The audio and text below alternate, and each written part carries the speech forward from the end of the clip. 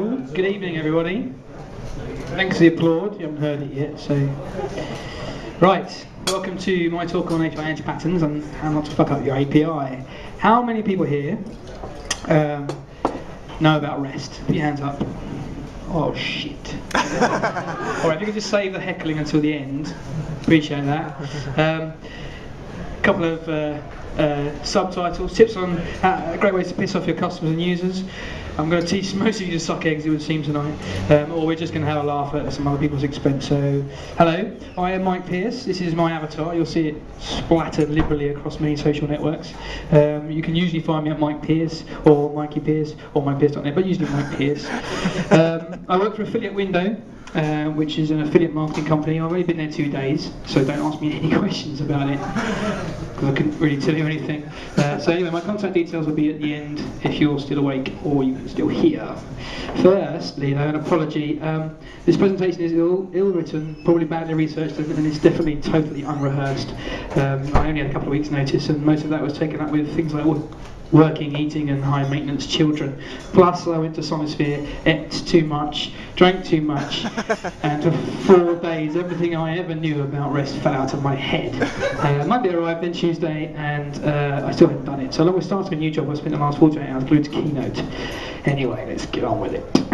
So, you probably think I'm here to talk about REST, right? Right? Right. Oh yeah, wrong. No, not really. I am here to talk about REST, sort of. I'm here to talk about how not to do REST. We're going to talk about the do's, the don'ts, and whatever you like, because there's plenty of those. So, first some background. This guy, who can tell you who this is? Roy Fielding. Yeah, clever, eh? Oh, shit. Yeah. Roy Fielding is a 45-year-old Californian who was one of the principal authors of HTTP 1.1 RFC, along with some other dudes, Microsoft and Xerox and Compaq. But he's at the top, look, he's a badass. He also wrote this. Architectural Styles and Design of Network-Based... Oh, God, for doctorates of philosophy. Hands up who's read that? Yeah, good. Just me. Chapter 5, which is the only bit I've kind of skimmed through, contains all the meaty stuff about REST. So first, a quick primer about REST. REST isn't HTTP, and it isn't the web. I've heard REST summarised as Roy Fielding's way of describing the existing architecture of the web. While this is true, that's not all it is. REST principles can be applied with many other technologies, online or offline. So, REST is not particularly hard to get right. Seriously, it's really easy. There's no standards. There's no RFC. There's just some constraints and a couple of guidelines. It's awesome. I might do this. You go the other way. Sorry, I'll stand over here then. I can't see my notes over here though. Okay. So REST is really just a set of verbs. There's some verbs. None of them are based on HTTP, which are applied to a set of nouns. So to give you an example, I'm going to get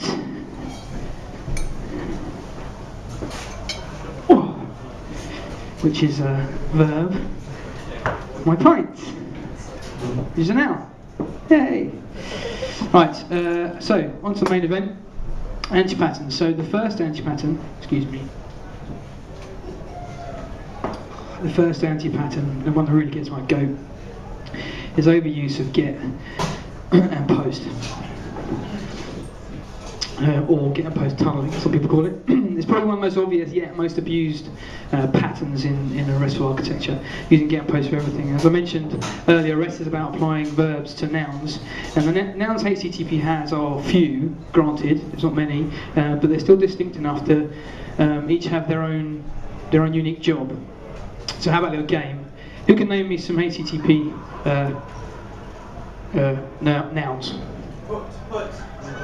Yeah, put. Anything else? No, they're verbs. Oh, you're right, sorry. God damn it, verbs. One sip of beer, good lord. Right, verbs. Head. Put head. Put head. Anything else? Options. Options. God, I think I've got these ones. Shut up. Anything else? Okay, so they're the ones that everybody... Oh, that's a bit dark. They're the ones everyone knows. They're like the standard bunch. But there's also these as well, which I didn't know about until I started researching for this. Trace echoes back the receive request so the client can see what, if any changes or additions have been made. Options returns the method the server supports. And patch converts a request from transparent TCP to SSL communication, and patch is used to apply partial modification to a resource, which I didn't know about and will come in very useful. So this is an example of get tunneling from a well-known online photo website.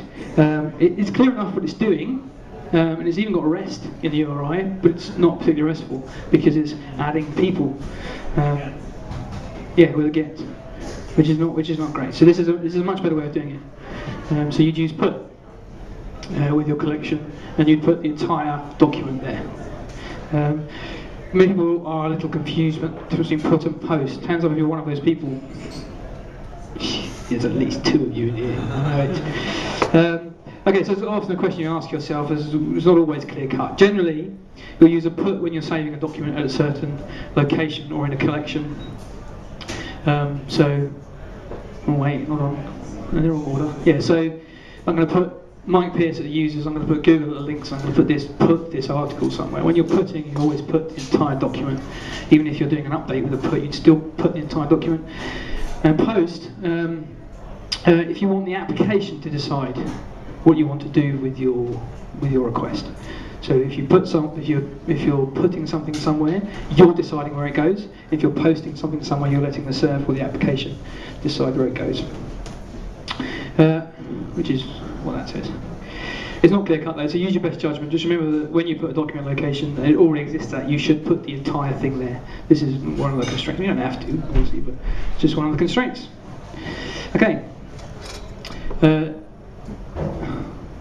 This is a bad example of using of post tunneling. Doing a delete with the post. I mean, it'll work. It's a bit unglamorous, but it's not restful. It doesn't adhere to the kind of constraints. There's a much better way of doing it, and it's much more concise, and it's really easy to understand.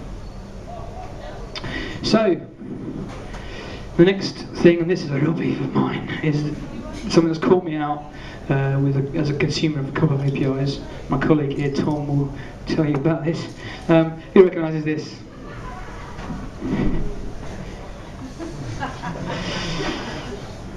So when I'm consuming the API, that's not my wife, and clearly that's not me, but when I'm consuming the API of my wife, I say, are you okay, darling? And she responds with, fine.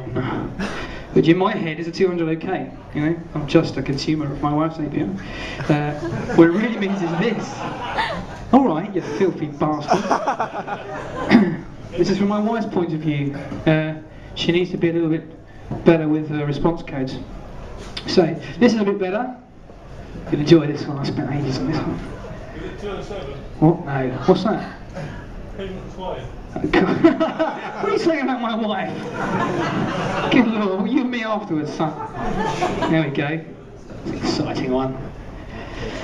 So the error I'm receiving there reflects the request I've made. It's not a 200k, because they're not the choice I'm looking for. You know, if it was a 200k, that would be confusing. So this is the most confusing response to date that I've had from an API. I got 200k response code. I got the content type of text plain, and then I got XML. What do I do with that? How can I possibly know what that response, what it meant? So at first I had to disregard every response code this company sent me. It's a telco provider if you're interested. And then I had to decide whether it was plain text or XML. I had to parse it, and then, oh god, it was awful. Anyway, this segues nicely into my response code section, which is another anti-pattern. There are many response codes that you can return, which will provide the consumer with a much better idea of what they've done, or what you've done as part of their request. Oh god, let me start again. There we go. That leads me nicely onto response codes. So there's loads of them. But they fall into 5 broad categories. There's the informational one, and there's only two or three, I think. Two. They're the 100 codes, and there's the 101, which is continue, and 102, which is switching protocols. So not very often used. Then there's success. Everyone knows success. They're the 200 codes. 201 created, 202 accepted, 200 OK. Then there's redirection chunk of codes. They're the 300s, 304, 303, etc. 400s client errors. We're all very aware of those. And finally, there's the server errors, which is error 500s. I'm sorry about that. I got very late last night finishing this. So the crux of the matter here is use response codes that are relevant to the response that you are sending. I'll say that again. Use response codes that are relevant to the response you're sending. Don't always send a 200 OK. Lots of people when I've been talking to people about REST APIs, they're perfectly happy to accept a 200 OK if everything has worked, their request has gone through, and they're receiving a response, or a 500 if there's a problem. That's not REST, and it doesn't really help anybody. This is just one of the constraints, and it's a good one because it feels cool to look for response codes and act on the ones you've got. So if I put me to my API and I send it 200 OK, and that's all right. It's worked. I've got an OK. I know it's been put there, but like I said, to uncreated, it's a much better. It's a much more informational response code. Okay. You can also make up your own codes. If the standard ones really don't cut it, obviously you can't override the ones that are already there. God! Can you just be quiet now because you're going to ruin the whole thing? Anyone else? Anyone who didn't hear that can tell what that means. It's a real one. It is a real one. I am a teapot. That's what that means. It's an April Fool's joke. It's in the RFC, but I don't think anybody ever uses it. It'd be cool if they did. But. Okay. Next anti-pattern. Caching, whatever you call it. It's one of the greatest benefits of using HTTP and using REST over HTTP is caching. It's complex caching, and it's a little scary to somebody like me.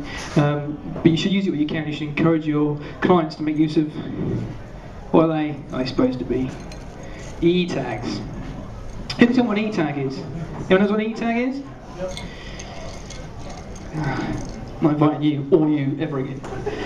Right. E-tags are sent with the header and are a unique representation of that resource at that time. Collision-resistant hash functions should be used to generate an E-tag, which is sent to the client. The client stores the E-tag along with the rest of the cache, the response, and the next time it makes a request to the URI, it will send that E-tag with an if and none match header, which contains the original E-tag. The server will compare the two E-tags, the E-tag it's been sent and the E-tag that the hash that it makes for the current response that it thinks it's going to send. And if they match, it will just send a 304, not modified. If they don't match, it will just send the actual response.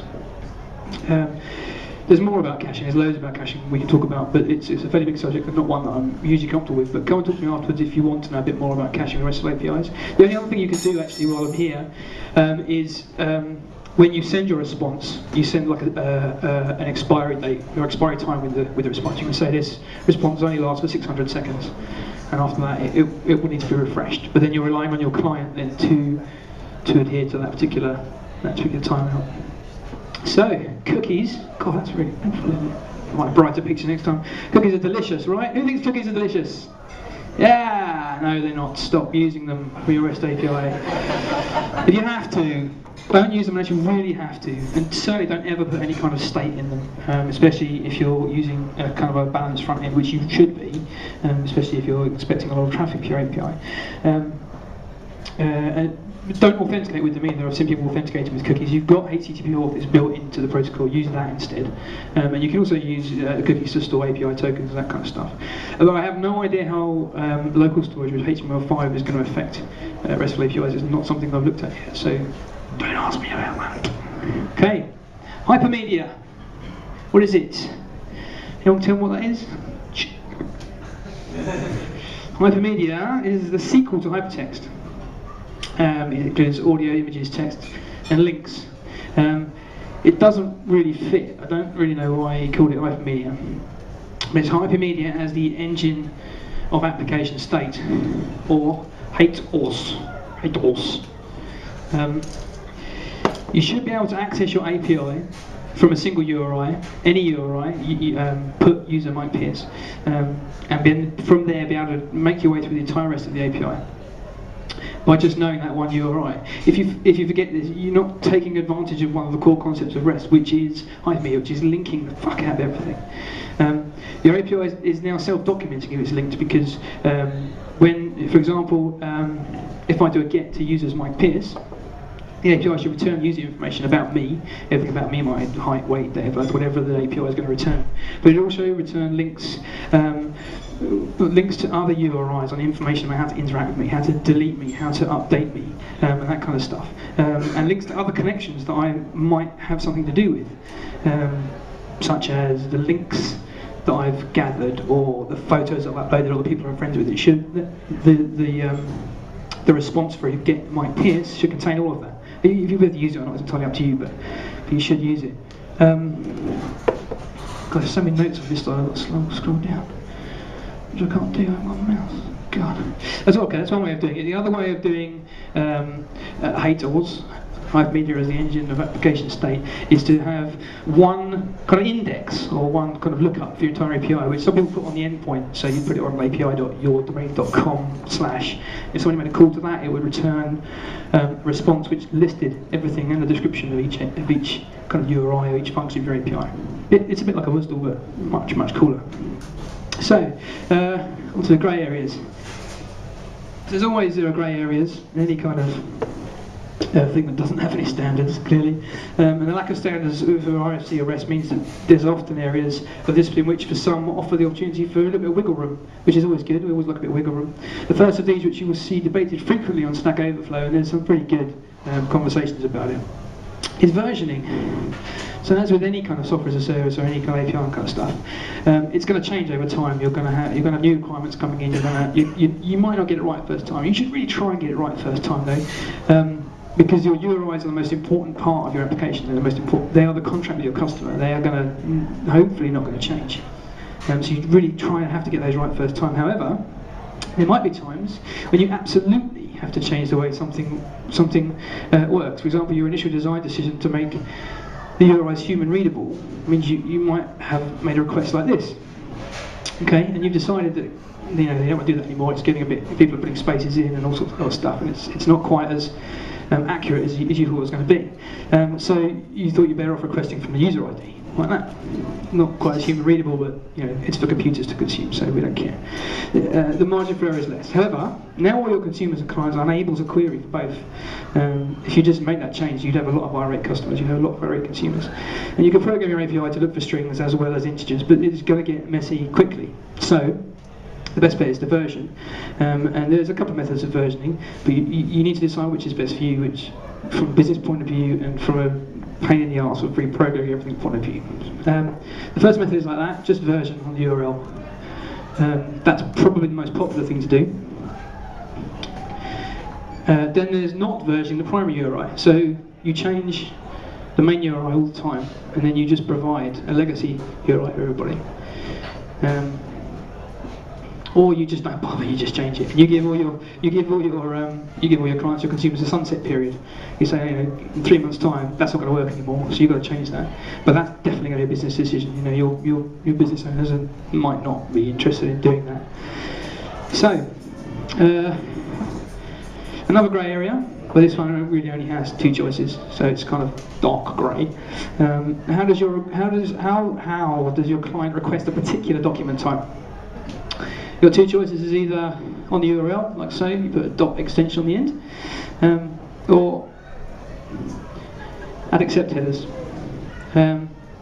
You should bear in mind that some servers will cache old accept headers, and in some instances they'll completely ignore them altogether. So to be on the safe side, you're probably better off using the dot extension. So in summary, I'm nearly done. Awesome. Right. Overuse of get and post. Don't use get and post for everything. That's where the devil lies. There are other verbs that apply to your nouns. Make sure you use them. Don't tunnel errors through 200 OK, because I will be knocking on your door. Use your response codes responsibly, including the name. Use e-tags if possible. That's going to be something you're going to have to negotiate with your consumers, your clients, but it's not difficult. People are hashing shit all the time, so don't use cookies unless you really have to. Hypermedia as the Engine of application state. Pepper your API with links to other parts of your API. Your consumers will thank you for that, because they have to read less documentation. They're only ever going to see the bit that's relevant to them. And versioning. There's a couple of ways of doing it, 3 or 4 ways of doing it. You need to decide how you do it, or if you do it at all. And document extensions. Dot extension or accept headers. Thank you. Any questions?